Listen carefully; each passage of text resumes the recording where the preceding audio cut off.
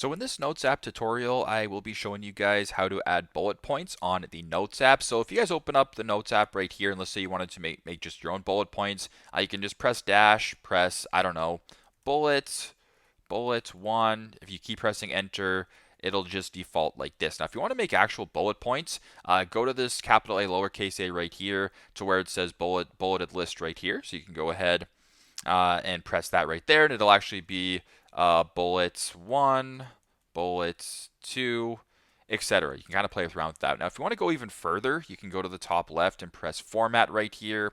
There's a bunch of different options. You can go bulleted list, monostyle, checklist. You can do more, table, etc. You can also go ahead and maybe change the indent. So if you wanted to increase this, you can just insert this way. You can add a bullet point just like that. Hello, goodbye, etc. But you guys get the point. That's how you guys can add bullet points to your Notes app. Thanks again for watching, and I hope this helps.